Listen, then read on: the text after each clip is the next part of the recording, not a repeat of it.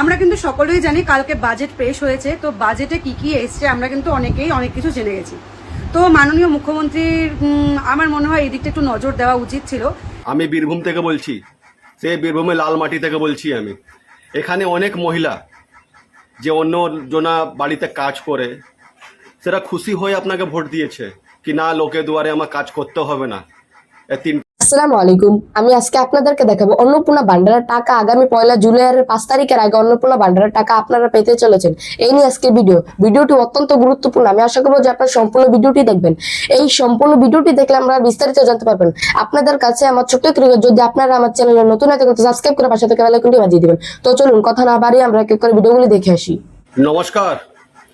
পশ্চিমবাংলায় মাননীয় মুখ্যমন্ত্রী শুভেন্দু অধিকারী আর ডিপটি সিএম অগ্নিমিত্রা পালকে আমার রিকোয়েস্ট হাত যোগ করে, এই যে অন্নপূর্ণা ভান্ডারকে নিয়ে কিছু কিছু নিয়ম চেঞ্জ হলো, যা হলো হয়ে গেছে। আজকে ক তারিখ হলো? 28 তারিখ জুন মাসে 2026। মাননীয় মুখ্যমন্ত্রী আপনি বলে গেছেন কি 1 জুনে টাকা ঢুকবে অন্নপূর্ণা ভান্ডারে,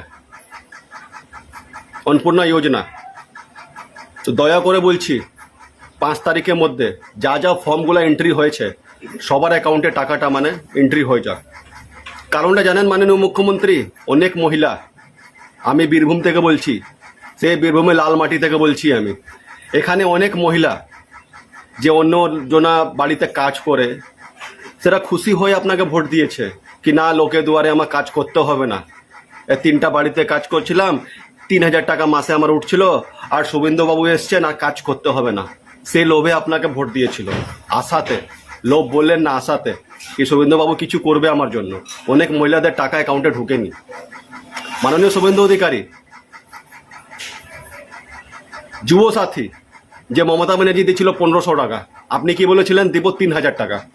খুব ভালো কথা। অনেক যুব সাথী এখন টাকা ছেলেদের ঢুকেনি।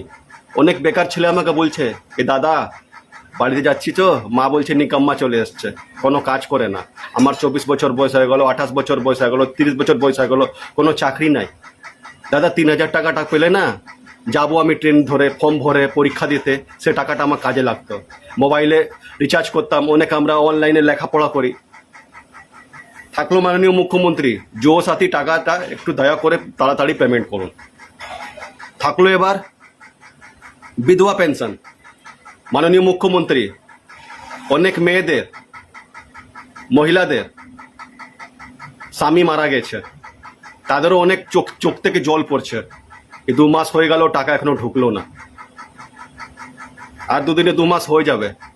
অনেক মেয়েদের ছোট ছোট বাচ্চা আছে, হয়তো 1000 টাকা পেত, আপনি এবার বেশি দিবেন, সে টাকাটা কাজে লাগবে ওদের।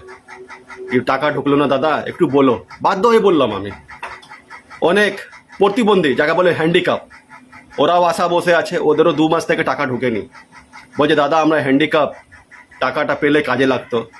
হয়তো অনেক হ্যান্ডিক্যাপ মানুষ ওষুধ লায়, ওই টুকটাক বিড়ি মিড়ি খায় বীরভূমে, পয়সা নাই। বিড়ি খাওয়া তো ভালো কাজ নাই, এটা আমি সাপোর্ট করছি না আমি। মাননীয় মুখ্যমন্ত্রী আপনার কাছে অনুরোধ,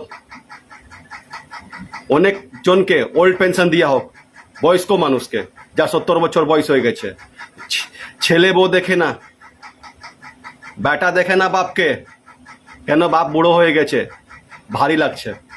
সে 1000 টাকা পেলে আপনার বয়স্ক মানুষ কিছু ওষুধ কিনে, প্রেসারে ওষুধ, সুগারে ওষুধ, বেশিরভাগ বয়স্ক লোক, সে টাকাটা এখনো ঢুকেনি। মাননীয় মুখ্যমন্ত্রী একটা অন্নপূর্ণা ভান্ডার নিয়ে আমি পোস্ট করেছিলাম। তা আপনার যে রামপুরহাটে এমএলএ আছেন মাননীয় ধ্রুব সাহা, ওনাকে খুব কষ্ট লেগেছিল, দুঃখ লেগেছিল কি আমি নাকি ভুলভাল বকছি। উনি সোশ্যাল মিডিয়াতে স্টেটমেন্ট দিয়েছেন, তার জন্য আমাকে নলাটি পিএস একটা এফআইআর করা হলো 292 ফলস কেসে। আমাকে অনেক হ্যারাসমেন্ট করা হলো। মাননীয় মুখ্যমন্ত্রী আপনাকে যে হাত যোগ করে অনুরোধ, আর হ্যারাসমেন্ট করবেন না, পারছি না সামলাতে আমি। কেন আমি সাধারণ ছেলে, আমার পিছনে কোনো সংগঠন নাই আপনাদের। কেন আমি পার্টির বিরুদ্ধে কথা বলছি নাকি? পার্টির বিরুদ্ধে কথা বলছি না আমি। পূর্ব প্রধানমন্ত্রী ছিলেন না আমাদের অটল বিহারী বাজপেয়ীজি, উনি বলে গেছেন পার্টির মধ্যে যদি কোনো ভুলভাল থাকে তাহলে আঙুল ধরে ওকে বুঝিয়ে দাও। তাহলে তুমি যদি না বুঝাও তাহলে তুমি পার্টি প্রেমী, যদি বুঝিয়ে দাও তাহলে হচ্ছে তুমি দেশপ্রেমী। অনেকজন আমাকে ফেসবুকের মধ্যে কমেন্ট করে বিহারি বিহারি বিহারি বিহারি। মাননীয় মুখ্যমন্ত্রী, আমার 4 পুস্ত এখান থেকে আছে। আমার বাবা জন্ম এখানে, আমার দাদু জন্ম এখানে, আমার বাবার দাদু জন্ম এখানে নলহাটিতে। হয়তো আমি বিহারে জন্ম নিয়েছি, আমি এখন ঝাড়খণ্ড হয়ে গেছে সাহেবগঞ্জ জেলা, ওখানে জন্ম আমার, লেখাপড়া ওখানে করেছি আমি। ইস্টার্ন রেলওয়ে ইন্টারমিডিয়েট কলেজে ছাত্র আমি। মাননীয় মুখ্যমন্ত্রী, কি বাইরে কি লেখাপড়া কি অধিকার নাই করার? বাড়ি সেরকম অবস্থা ভালো ছিল না আমার, তার জন্য মা আমাকে মামা বাড়িতে রেখেছিল। এবার বলবে মানে বিহারে জন্ম হয়ে গেল। তা আমাদের হিন্দু শাস্ত্রে বেশিরভাগ মেয়েদের যখন বাচ্চা হয় না বাবার বাড়িতে হয়। একটু খবরটা লাগিয়ে নেবেন মাননীয় মুখ্যমন্ত্রী। মাননীয় মুখ্যমন্ত্রীর কাছে অনুরোধ, অন্নপূর্ণা যোজনা টাকা, যুব সাথী টাকা, বিধবা ভাতা টাকা, অন্নপূর্ণা ভান্ডার, অন্নপূর্ণা যোজনা টাকা, যুব সাথী টাকা, আপনার বিধবা ভাতা, ওল্ড পেনশন তাড়াতাড়ি 5 তারিখের মধ্যে, 5 জুলাই মধ্যে 2026-এ সবার অ্যাকাউন্টে পাঠিয়ে দেন। তাহলে খুব আমি কৃতজ্ঞ থাকতাম আপনার। আমি একজন বিজেপি কর্মী, যদি আবার ভুল বলেছি প্লিজ এফআইআর করবেন না। খুব কষ্ট হয় জানেন, অনেক কষ্ট হয়, বাড়ির লোক হ্যারাসমেন্ট হয়, ছুটাছুটি হয়, টাকাও লেগেছে। আমরা সাধারণ লোক, 3-4 হাজার টাকা আপনাদের জন্য কোনো বড় কথা না, কিন্তু আমাদের জন্য বিশাল টাকা। এটা 3-4 হাজার টাকা অনেক বিশাল টাকা আমাদের। এটা মাসে আমাদের বাজেট, কি গ্যাস আসবে, বাড়িতে আপনার ইলেকট্রিক বিল দিতে হবে, অনেক রকম ব্যাপার আছে মাননীয় মুখ্যমন্ত্রী। তার জন্য বলছি আপনাকে অনুরোধ করে, দয়া করে প্লিজ আবার ধ্রুব সাহাকে বলবেন আমার নামে এফআইআর করবে না।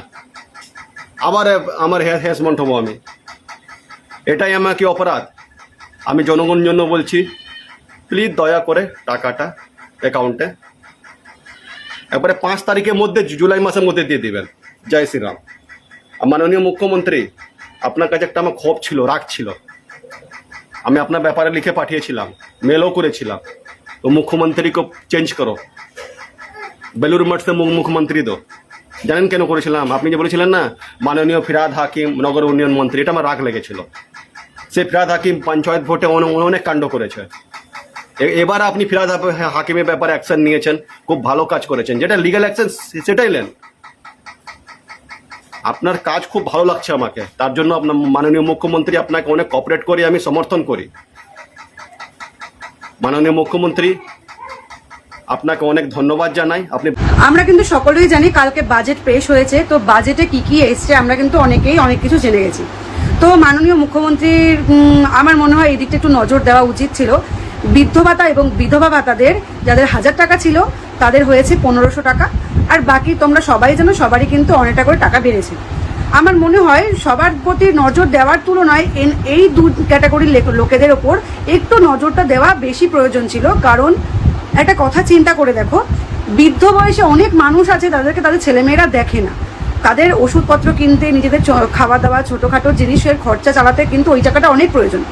আর একটা কথা, যারা বিধবা ভাতা যাদের জন্য, তাদের তো দেখো সংসারে হচ্ছে স্বামী হচ্ছে বটগাছ, তাদের কিন্তু সেই জিনিসটাই নেই। তারা কি কাজকর্ম করে খায় তারও ঠিক ঠিকানা থাকে না, ওই টাকাটা তাদেরকে অনেকভাবে হেল্প করে। তো আমার মনে হয়, আমার ব্যক্তিগত মতামত আমি বলছি যে বিধবা ভাতা এবং বার্ধক্য ভাতাদের ক্ষেত্রে 1500 তুলনায় যেরকম যুবসাথী এবং অন্নপূর্ণা ভান্ডারে যেই অ্যামাউন্ট দেওয়া হচ্ছে মানে 3000 টাকা, তাদের দিকটাও একটু বেশি করে ভাবলে কাজে দিত। কারণ তাদের নিজেদের খরচ চালানোর মতো বা ওই টাকায় কিন্তু সংসার, তো আমরা সবাই জানি চলে না, সংসার চালানোর মতন এর থেকে বেশি অ্যামাউন্ট না দিতে পারলেও যতটুকু আর একটু বেশি পরিমাণে হলে তাদের হয়তো সুবিধা হতো। কারণ অনেকেরই আছে হয়তো ছেলে মেয়ে সক্ষম হয়ে পারেনি, তার উপরে মাথার ছাদটাই নেই। আমরা জানি একটা ফ্যামিলি মেম্বারের মধ্যে স্বামী হলো সব থেকে বড় মাথার ছাদ, তার উপর ডিপেন্ড হতে পারে, কিন্তু তাদের যদি সেই জিনিসটা না থাকে তাহলে তো খুব অসুবিধা, তাই না? তো তোমার এখন যে ভিডিওগুলো দেখলেন, তারপরেও যদি আপনাদের কোনো মতামত থাকে অন্নপূর্ণা ভান্ডারের টাকা নিয়ে, অবশ্যই কমেন্টে জানাতে ভুলবেন না। ভিডিওটি আজকের জন্য এতটুকুই, পরবর্তী ভিডিওতে দেখাবে। আল্লাহ হাফেজ।